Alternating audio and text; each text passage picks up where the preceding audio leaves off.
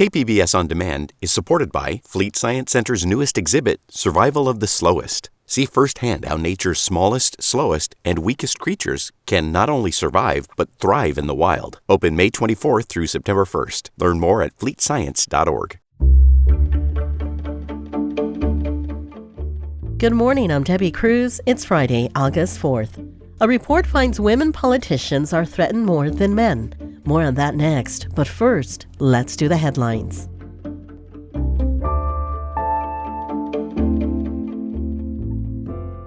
A 22-year-old San Diego sailor was arrested by federal agents earlier this week when he showed up for work on the amphibious assault ship Essex. Prosecutors say two sailors had been spying for China. Jin Chao Wei is the San Diego-based sailor. He allegedly sold documents, manuals, photos, and videos pertaining to the Essex and other San Diego ships to a Chinese intelligence officer. Indicators are showing that COVID is on the rise across the county. Cases and hospitalizations were up in July compared to previous months. According to the San Diego Union Tribune, positive COVID tests have increased by 5% between the end of May and the end of July. The amount of coronavirus material in wastewater has also increased during the same time period. A proposal to allow more housing in San Diego's low-density neighborhoods faces an uncertain future after the city's planning commission voted to oppose it yesterday. The policy is Mayor Todd Gloria's attempt to implement Senate Bill 10. It's a state law that allows cities to streamline the approval of up to 10 homes on lots that would otherwise be restricted to single-family homes. Barrio Logan resident Julie Corrales supported the measure because it would allow more people to live in exclusive white majority neighborhoods. We do need to desegregate San Diego. My friends and neighbors are living in crowded housing in underserved communities. Home ownership is out of our reach, so it is very much a race issue. Mayor Gloria says he won't be taking SB 10 to the council, but will hold more workshops to try and craft a compromise. Coming up, local politicians are being threatened. It's a form of verbal terrorism designed to basically verbally beat your target into submission. More on that story coming up after the break. KPBS On Demand is supported by the National Conflict Resolution Center. Geopolitics, a divisive election year, and strained budgets are all topics that can create tension in the workplace. NCRC can help workplace leaders navigate polarizing issues with the Culture, Communication, and Conflict Certificate. More at ncrconline.com.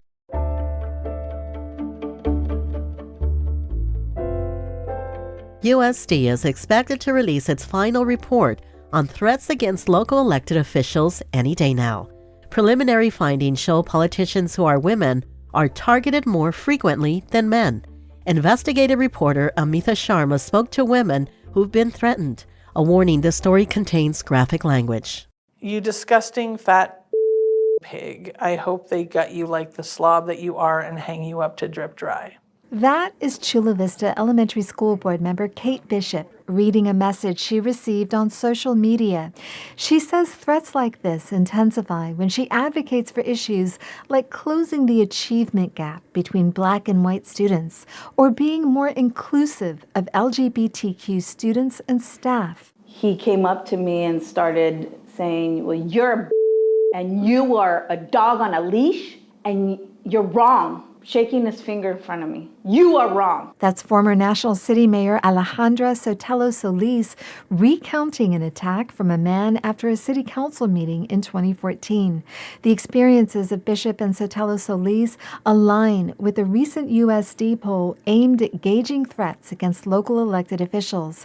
The survey found 66% of male office holders reported being threatened or harassed, compared to 82% of their female counterparts. And 2/3 of those polled said the intimidation has worsened since they first entered office. UC San Diego political science professor Barbara Walter said the election of former President Donald Trump in 2016 is a big reason for the jump. President Trump was the first president who would vocalize violence as a legitimate tool. We know that that is increasing. It tracks with a rise in all sorts of other types of violent behavior and violent language that we have been seeing. Walter says part of the current backlash against women politicians is tied to the far right. The white Christian element of the movement wants American society to revert back to a time when women were subservient to men.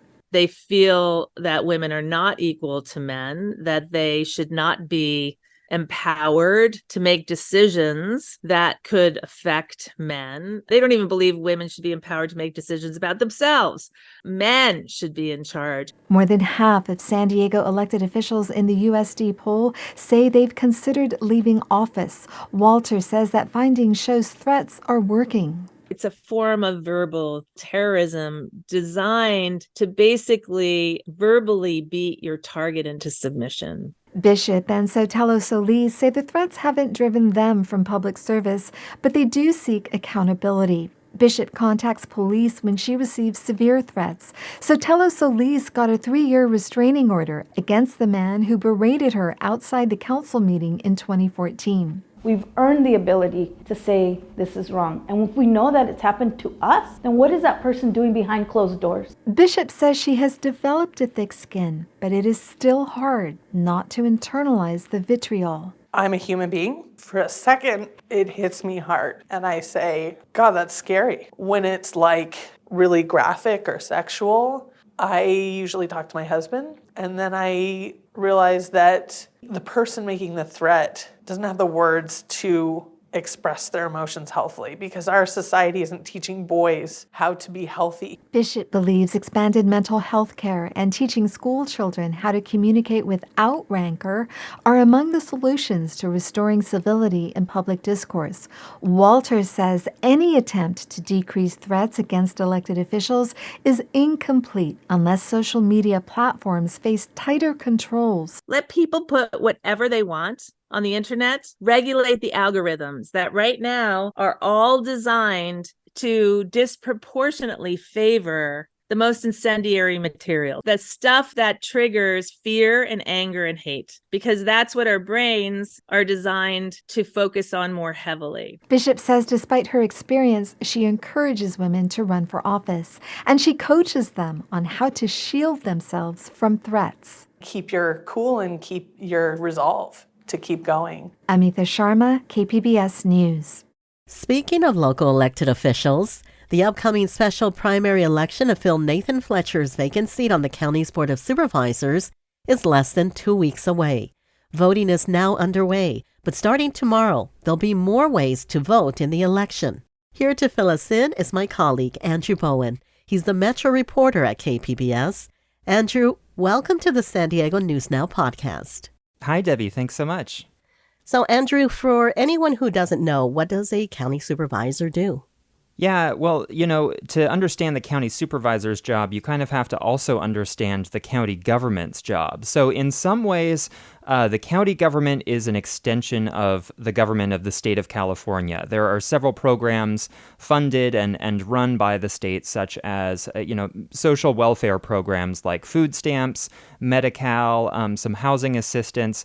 And those things are, in those instances or in those programs, the county government essentially acts like a pass-through agency. It's just administering these programs that are approved and adopted by the state or, in some cases, the federal government. Then it also has this other responsibility around governing the unincorporated areas. So the county of San Diego has cities like San Diego, Lemon Grove, Encinitas, etc. And then it also has these areas that are outside the city limits but are still within San Diego County. Those communities, for example, Spring Valley or Valley Center or Bostonia, those areas don't have their own mayors. They don't have their own city councils. And so when questions arise like zoning for a piece of land or, repairing streetlights, all of those sort of general things that a local government does, those are all overseen by the 5-member County Board of Supervisors. And there are 4 candidates in the running. Can you give us a little bit of background on each of them? Sure. So I'll first mention the one candidate who KPBS did not get an interview with. His name is Paul McQuigg. He's a Republican. He has a very limited campaign presence and is, frankly, a political novice. But I would say the one to beat in this election is Monica Montgomery Steppe. She is currently a San Diego City Council member. She's represented District 4, which includes most of Southeast San Diego, since 2018. She is the only candidate who has actually won an election before. She's the only candidate with a voting record. She, I would guess, has the highest name identification among voters, and that can play a really, important role. If you've just heard somebody's name before, you're more likely to support them. She also has some of the most important endorsements in this race, those being the San Diego County Democratic Party, which can spend a lot of money on her behalf in trying to get registered Democrats to turn out and vote for her. She's also won the endorsement of several labor unions that represent county employees. So they definitely have an interest in, spending money in this race and getting their preferred candidate elected. And voters in this area have probably been getting a lot of mailers, and a lot of those are funded by these independent expenditure committees that are separate from the candidate campaign itself. KPBS spoke with Monica Montgomery Steppe, and here's a bit of that interview. My highest priorities will be housing and homelessness. The county really has an infrastructure to deal with homelessness in a holistic way.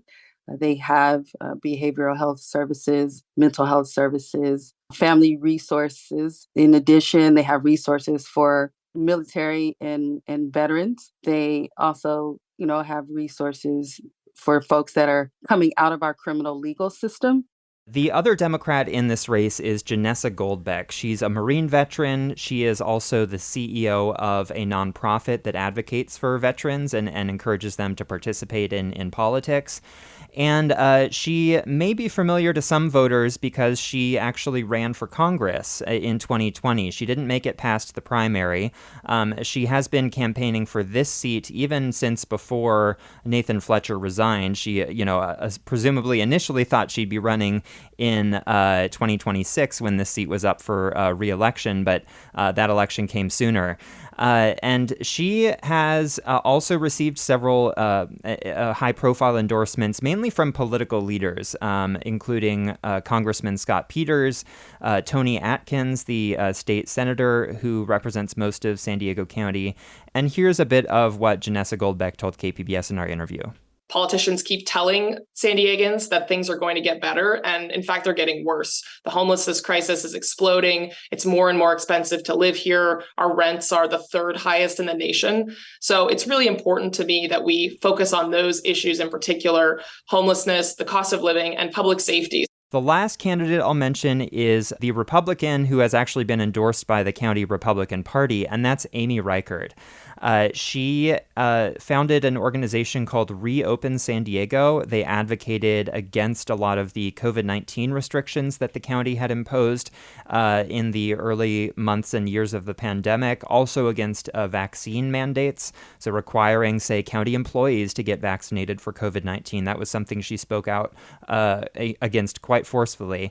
And here is a bit of our interview with her. Whether I'm speaking with someone who is a Democrat, a Republican, no party preference, everyone is very concerned about the humanitarian crisis that has become something that is alarming to everyone. It's never been this bad, and people are dying on our streets. So tell us how people can vote in this election. So if you are a registered voter in District 4, you should have already received a mail ballot. You can fill out that mail ballot at home and drop it at one of the drop boxes. They're scattered all across the district. You can look them up online at sdvote.com. You mentioned earlier also there will be vote centers that are opening up. So you can go in person to one of those vote centers and cast your ballot in person. Of course, you can always drop the mail ballot in a mailbox. Regardless of how you cast your ballot, however, just make sure to do it before the deadline of August 15th. I've been speaking with KPBS Metro reporter Andrew Bowen. Andrew, thank you for joining us on the San Diego News Now podcast. Yeah, thank you, Debbie. Coming up, if you're looking for something to do this weekend, we have some ideas. We'll have that and more just after the break.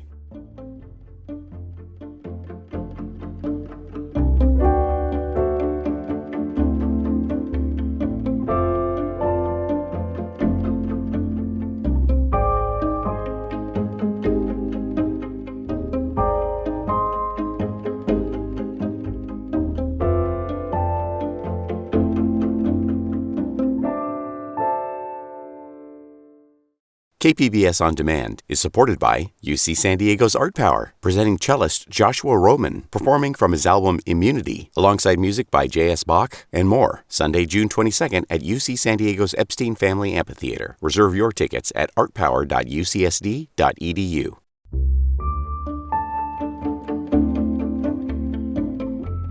A former UCSD researcher has been awarded a multi-million-dollar settlement after a jury found the university liable for retaliation. Education reporter MG Perez has more. In 2015, Dr. Kevin Murphy was a prominent pediatric oncologist and researcher at UC San Diego. When one of his patients, who was a local philanthropist, died of cancer, the man donated $10 million, specifically for Murphy's experimental treatment of brain disorders in children and adults. He sued the UC for misallocating the donation money, and university regents then countersued him for fraud after firing him. Murphy says his victory was necessary to protect future whistleblowers. I think the goal is to make an example of someone like me, and that, of course, affects anybody else that wants to raise their hand and say, I'm seeing a problem here. UC San Diego regents did not respond to KPBS for comment. MG Perez, KPBS News.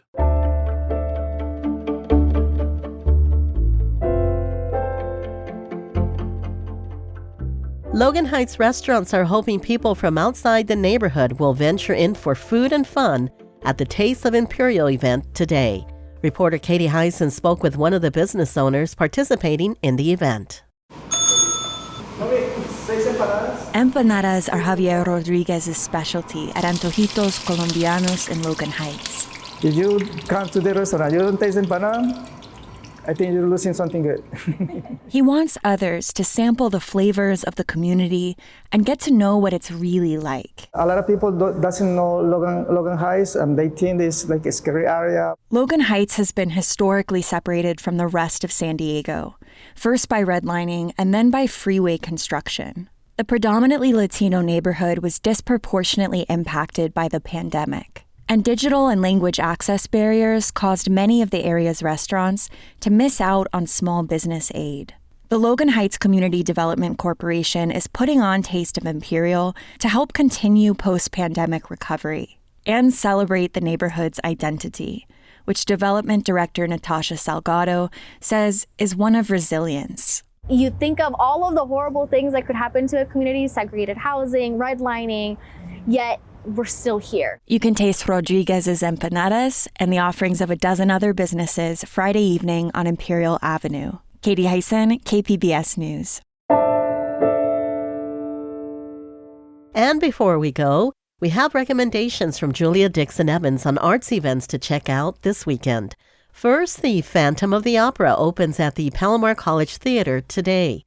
In April, the musical ended its 35-year run on Broadway. It was the longest-running show in the history of Broadway. If you're not familiar with the musical, it's about a phantom who lives under a Parisian opera house and becomes obsessed with an actress. It will be performed at the Howard Brubeck Theater at Palomar College in San Marcos at 7 tonight and tomorrow, and 2 p.m. on Sunday. It will run the same times next weekend. If you enjoy watching dance performances, Julia recommends watching movement artist Giovanna Francisco in action. She's currently in residence at Art Produce in North Park. She'll perform in the garden at Art Produce tomorrow at 7 p.m. Her performance is called Nectar. It's a dance inspired by the creatures in the garden. For more info on these events and others, visit kpbs.org/arts.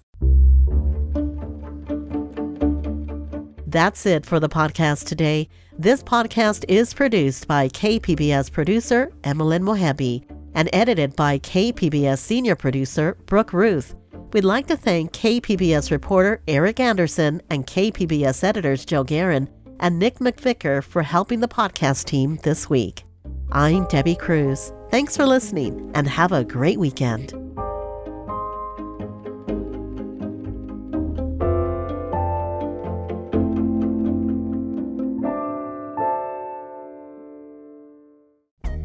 Now on The Finest Podcast, the NPR Tiny Desk Contest.